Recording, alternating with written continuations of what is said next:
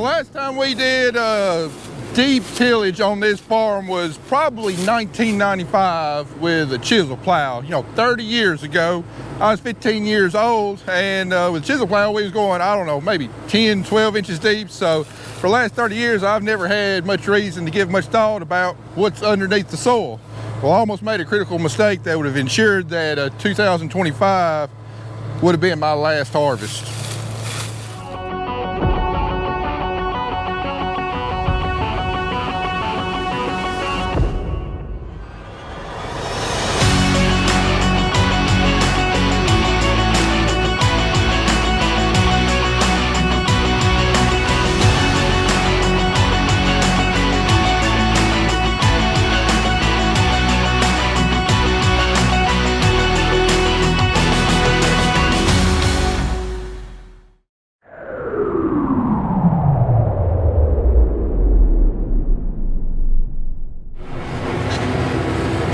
Alright guys, now the corn harvest is done. We got a whole lot of work to do before we get back on the combine and start getting the beans out. Yeah, we got a whole lot of ripping we're going to try to get done. We're not going to rip all of our corn ground, but I've got quite a bit that I think ripping can make a pretty good difference on it. And it's definitely going to be a slower process this year than what it was last year, just because of how freaking dry the ground is. Today's what? I think today's September 13th, and ever since July 1st, we've had a grand total of 1 inch of rain. That half inch of rain that we got last weekend is long gone. Now let me tell you, this ground is dry and it's hard. I ain't gonna lie, this tractor is struggling to pull this ripper, but it is getting the job done. It's got the power to pull it okay. I mean, it could definitely use some more ponies, don't get me wrong, but the biggest limitation on this tractor is weight.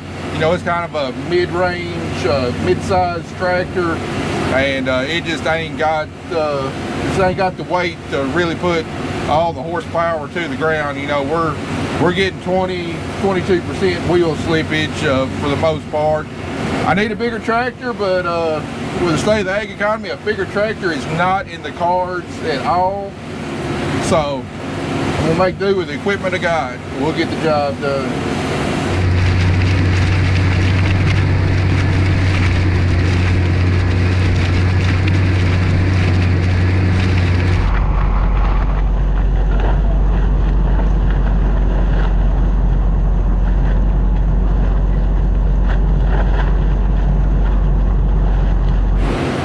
But I'm out here on a Saturday because I'm trying to get as much of this ground ripped as quickly as possible. This is a pretty slow process, and we need to get our cover crops planted behind our corn drilled, and I'm going to have Andy doing that. But the drill can cover a whole lot more acres in a day than what this ripper can. So we've already done about 90 acres so far that I'm going to have cover crops planted on that we've ripped.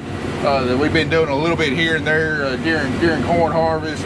So we're just trying to get out and far the drill as far as we can, as quickly as we can. Monday, we're going to have Andy hooking up to the drill, going through the drill, checking seed boots, bearings and everything. Probably also going to have him get the corn header completely cleaned up, washed, oiled down, put away under the shed, and then hopefully by then, I'll be far enough out in front of him that we can get him started planting cover crops, and hopefully I can get all the ripping done I want to get done before he catches up to me. But out of the 490 acres of corn that we planted, I'd love to do probably about 375 acres of it that I think that ripping could really be beneficial. There's some bottom ground and stuff that, like where I was yielding that 300 bushels an acre, I probably don't need to do any ripping there. I think that ground is okay, but otherwise I'd like to get across as much of this ground as possible. Especially after what I saw in my corn ripping trials. We saw a 5 bushel increase, and we haven't picked our cotton ripping trials yet, but it's definitely showing some benefit. And there's some compaction out there here, even though we grow cover crops every single year. With the heavy equipment we got going across these farms, grain buggies with 50,000 pounds in them, module pickers that's 70,000 pounds plus, and so on. You know, even in a good bottom like this, I mean, there's going to be streaks of compaction. And then, you know, once we get on the hills, it's not necessarily the compaction, it's the fragipan. We're trying to bust up as much of that fragipan as we can so that our cover crop roots can get down in that fracture, especially the annual ryegrass, and can penetrate that fragipan easier and hopefully speed up the dissolving of that fragipan. You know, annual ryegrass roots are about one of the only plants that can penetrate that fragipan, but we don't want to make it hard on the annual ryegrass. We want to make it as easy as we can so those roots can proliferate as much as they can during the winter, and hopefully just speed up, you know, getting rid of that fragipan, which I firmly believe the fragipan is, right now, it's our most limiting factor on a big part of our fields, because it's just really limiting the rooting depth of our crops. Because like I showed you on a lot of our farms, you know, we might only have 3, 4, 10 inches of topsoil on top of that fragipan. And you know, we saw this summer just how quickly we ran out of water and got into drought conditions, even though up until July we had 42 inches of rain. So actually here in this bottom ground, I mean, this ripper is pulling pretty dang easy, because it's not actually hitting that fragipan. There's plenty of topsoil on top, and you know, those ripper points are not getting down in that concrete like fragipan. However, once we start going up the hill, we quickly lose topsoil, and then that ripper starts getting in that fragipan, and boy, let me tell you, she starts pulling hard then. I mean, we're talking about 2.5 miles an hour hard. And just because of how incredibly hard this ripper is pulling this year, I did a complete service on the radiator this morning, because a few days ago when I was ripping during the heat of the day, I mean, it was pulling so hard, the transmission actually derated itself because it got too hot. It got up to 90 degrees Celsius, which I think is 194 degrees, and it didn't stop pulling, but it derated itself where it wasn't putting full power to the ground. Now we're running a CVT transmission on these tractors, which is not ideal for heavy tillage, but again, it's the equipment that we've got. And anyway, had to pull the tractor under a shade tree and let it cool down for about 30 minutes. The engine stuff didn't overheat, but the transmission did, and once it cooled down, it started pulling good again. But check the radiator. We had a bunch of crap on the radiator, the hydraulic oil coolers, the engine oil cooler and everything, so blew that out real good. But then also the engine fan had a bunch of crud built up on the blades. And you know, anytime you got dirty fan blades, it's not going to move the air that a clean fan blade will. So took my pocket knife, scraped all the crud off. So the engine fan ought to be moving a pretty good amount of air. And with these abnormally high temperatures for September that we're facing, I mean, I think it's supposed to get to 96 degrees a day, and I mean, we're pulling 100% engine power all the way through the field. Hopefully that will prevent that transmission from overheating again, and we can get a good hard day in, and you know, don't run the risk of overheating our equipment. Now, last time we did deep tillage on this farm was probably 1995 with a chisel plow. You know, 30 years ago.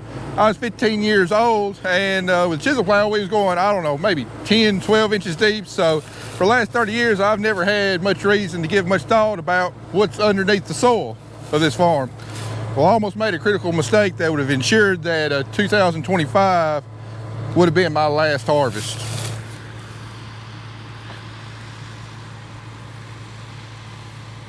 Yep, that's right. There's a gas pipeline running across this field. Now, I guess if you'd asked me, I would have remembered seeing something like that, but never gave any thoughts about exactly where it was or how deep it was or anything like that. Well, I brought the ripping tractor over here a few days ago, and Andy said, well, what do you think about that gas line going down through there? Like, I never had given any thought. I mean, I thought those things are supposed to be buried, you know, plenty deep to where there's no chance of any kind of interference. Well, I think that this pipeline was installed like back in the 60s, and well, you know how much erosion we've had over the last 60 plus years. You know, it's supposed to be buried, I think, like 5 to 6 feet deep. Well, 60 years worth of erosion. Even though we've done our best to protect against erosion, it's probably not 5 to 6 feet deep anymore. So anyway, called the number on there, had a guy come out the next day to mark the pipeline and measure how deep it was. And let me tell you, I'm glad I did, because the pipeline runs from there all the way down to the creek, crosses the creek, and keeps on going. And you can see right here, they flagged it off for me. Yellow flags are the where the actual pipeline is. And you see there's a pink flag over there, another pink flag over there, and they've got it marked out through there. The pink, in between the pink flags is the right-of-way that they have for this pipeline. Well, some places in this field, like where we're standing, where we're high on an elevation, a lot more eroded. That pipeline, they measured, the shallowest point was like 16 inches deep. Our ripper's running 20 inches deep. What do you think is gonna happen when that ripper hits the pipeline? Boom. Well, a very good chance of making a real big boom that's, well, let's just say, I don't think it would have turned out good for me, my equipment, or anybody else. And then if it didn't cause an explosion, which would be a best case scenario, you talking about fines, lawsuits, everything else, because, you know, it's my responsibility to know what's underneath the soil and to not interfere with it. So let that be a cautionary tale to all y'all. I know a lot of y'all, you know, do rippings every year. Now, y'all probably already experienced that. Well, us being strictly no-till, you know, this is only our second year of ripping. You know, it's just not really one of those things I've ever had to think about. But you can be dang sure that I'm going to be thinking about it going forward, because, you know, it's one thing to hit a water line, a fiber optic cable. You know, none of that stuff is good. You hit a gas pipeline, your farming career might be over permanently.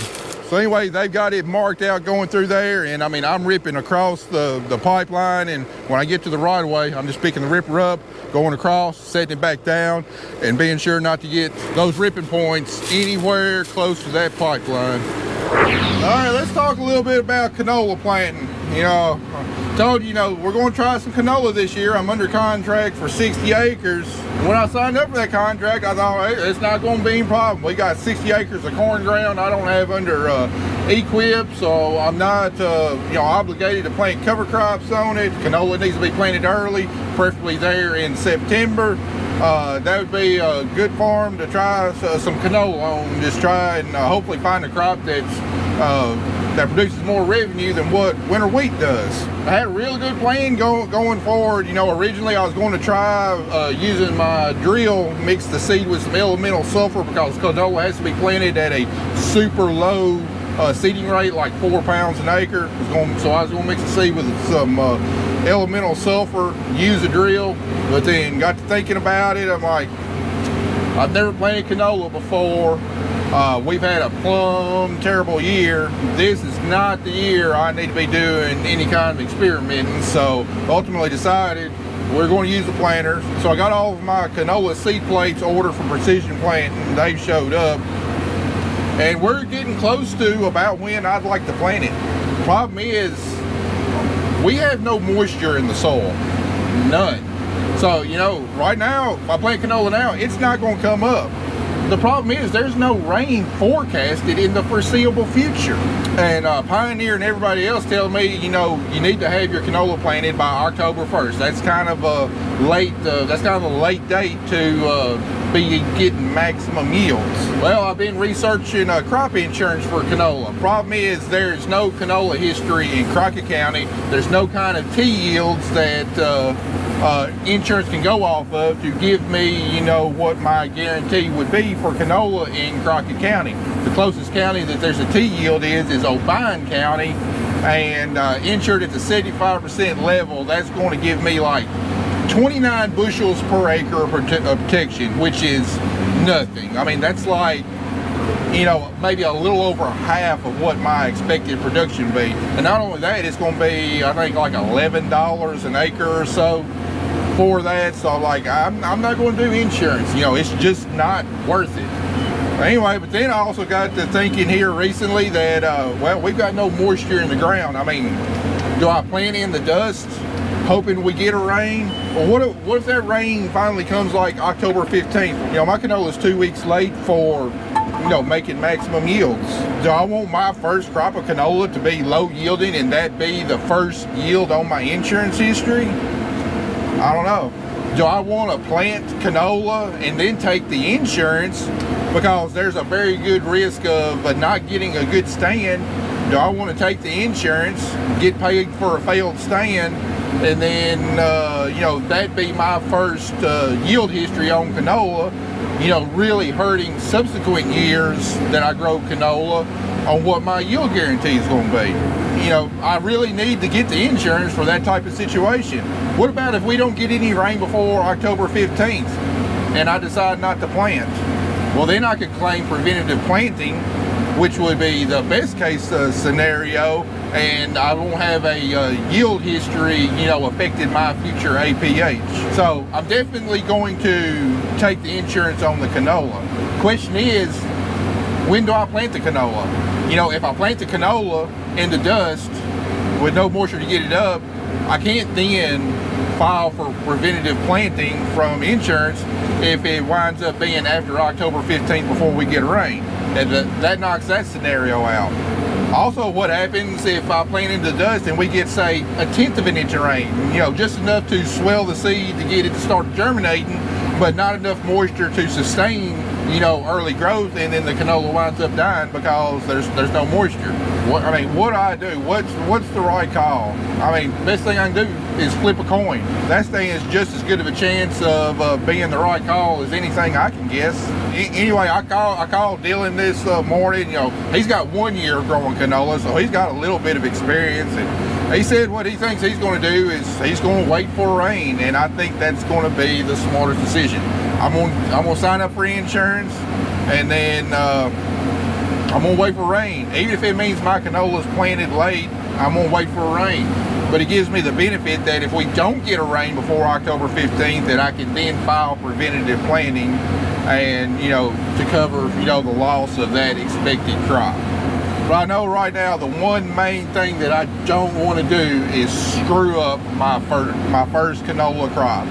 And if we do wind up planting it late, could we possibly have lower than optimal yields? I mean, it's possible, but, you know, a lot of it depends on the weather throughout the winter. So right now, I think we're going to hold off on canola planting. I think it's the safest option right now, and that's what we need to do. We need to lower our risk as much as possible because we've got absolutely no margin for error.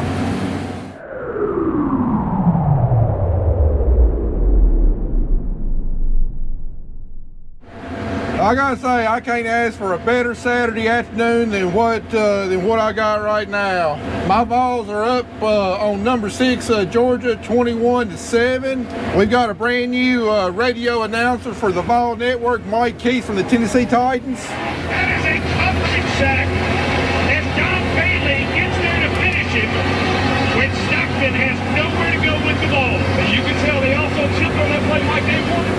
I love listening to me some Mike Keith. I've been listening to him for the Titans for years, and I thought, man, what would it sound like if he were able to call them the Tennessee Vols? Well, it's happening this year, and I'm loving it, and I'm enjoying being out here on this field on this fine Saturday. Still got a long ways to go on the game, though. I'm not going to get too excited yet, but it's looking promising right now. Go Big Orange. They have been known to block kicks in the Kirby Smart era. They have been known to make plays in these moments. The ball rests about a yard, maybe 2, inside the left hash. Max Gilbert has already made a 48-yarder in this direction. This will be either a 37 or 38-yarder. All right, here's the ball game, guys. Snap, set, kick on the way. No good. No! Not overtime. The kick is no good. Oh! So for the second time, Tennessee and Georgia in the series are going to head to overtime. They were able to get out on the edge. Frazier for 21 yards, and now a ball is down injured. It's Farouk. Looking for something from this defense. Eason with the last tackle. Desperately from somebody to avoid their 9th straight loss to Georgia. Georgia 3 feet from victory. McCray on the left hip of Stockton. He's going to get the carry again. He does not appear to be in. He is short. He is taken down at the half-yard line by Arion Carter. And I think Georgia will use a timeout here and then ask for a challenge. The ball carrier was short at the goal line. The previous play is under further review. And Carter comes in and pulls him back. There's a good shot of the goal line. After further review, it is a touchdown.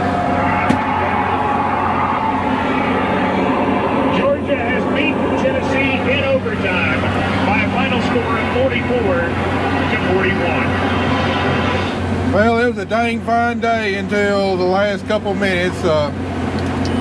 Congratulations, Georgia. Y'all played a heck of a game. We'll see y'all again next year.